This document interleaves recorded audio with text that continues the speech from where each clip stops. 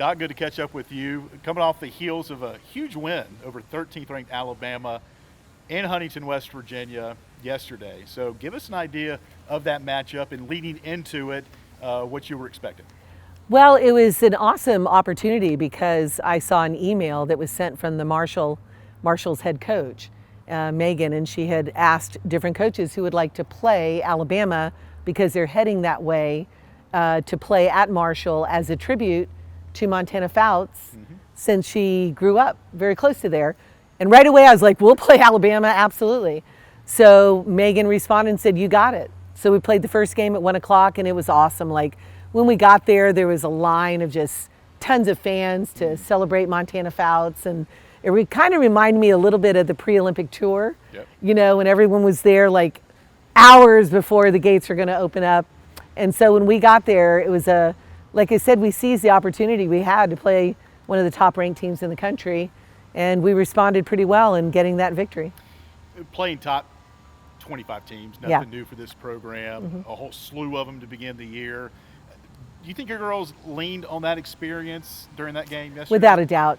One of the hardest things is with the conference that we are in, if it's not one of those Power 5 conferences, we don't have the opportunity to play them a lot except when the beginning of the season before our conference series start.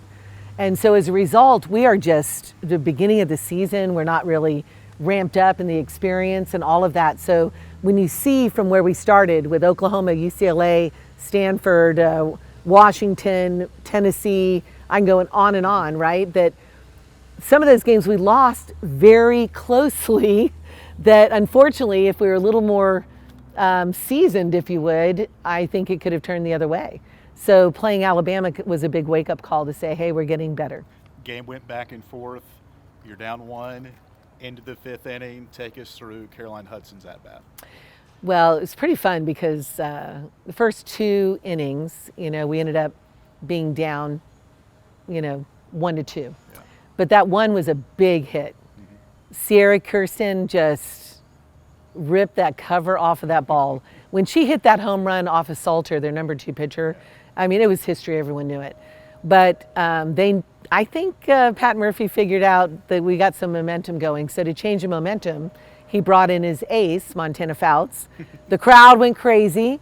And right away, I did a fake bunt and run. And we brought our 2 runners that were walked by Salter. They went to second and third. And then to surprise everyone, squeezed Caroline Hudson. She put a bunt down and we scored to tie the game up. And next thing you know, Caroline Hudson gets up again in the 5th, as you mentioned. And same runners. You had KK Madry, you know, she was right there, you know, at second. And then we had, you know, Devin Howard at first. And not a squeeze this time. In fact, I did a fake bunt and run again. And the ball actually hit off the bat of Huddy. And she like smiled because it was to fake a bunt. And I knew right then and there something awesome was going to happen because I think the bat was hungry to hit. And when she hit this ball, you guys, it was a laser home run, 2-run home run.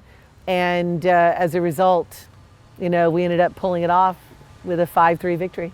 In the circle, Carly, complete game, earned her 20th win of the year. How did she look in the circle? Carly looked great. Yeah. And the interesting thing too, and this is how God works, we didn't realize that Marshall's field was all totally artificial turf. Well, we're heading in this weekend to a huge ASUN conference series against Central Arkansas, who just beat Arkansas twice, ranked 17th RPI in the country, and their field is all artificial turf. So we are ready. Like that game prepared us. So it's pretty awesome. Perfect segue as we wrap things up here, Dot. Liberty coming off the big win. As of latest poll, Central Arkansas, number 24. So what do you expect this weekend out in Conway? It's a big thing for Central Arkansas to be in the voting poll of top 25. So not only are they 17th RPI, but they have been selected over many Power 5 schools to be 24 out of 25. They're good. They're very strong. Right now, they're number 1 in the conference. Their record is 14-1. We haven't played them yet. So this is a good time for us to show where we stack with them as well. So we're excited about it. We're going to their home territory.